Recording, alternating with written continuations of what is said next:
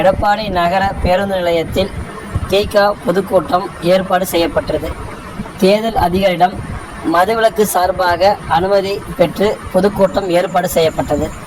இது அறிந்த கடந்த வருடம் இதேபோல் அனுமதி பெற்று இந்து மத கடவுளையும் இந்து சமய கலாச்சாரத்தையும் கொச்சைப்படுத்தும் வகையில் பேசப்பட்டது.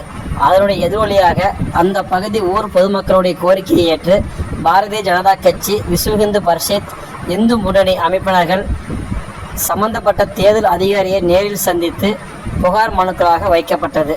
இதனால் மது சார்பான பிரச்சனைகள் மட்டும் பேச வேண்டும் என்றும், இந்துத்துவத்தை பற்றி பேசக்கூடாது என்றும், இந்து கடவுளை கொச்சைப்படுத்தும் வகையில் வார்த்தை பயன்படுத்தக்கூடாது என்று புகார் மனுக்கள் வைக்கப்பட்டது.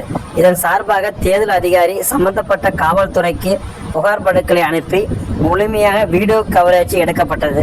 மேலும் சுமார் 10க்கு மேற்பட்ட காவல்துறை கண்காணிப்பில் இந்த நிகழ்ச்சி நாகரிகமாக நடைபெற்றது.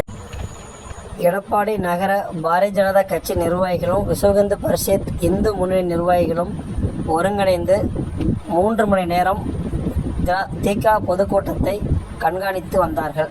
இதனால் எந்த ஒரு சச்சரவும் இல்லாமல் நாகரிகமாக கூட்டம் நடைபெற்றதால் அனைவரும் கலைந்து சென்றார்கள்.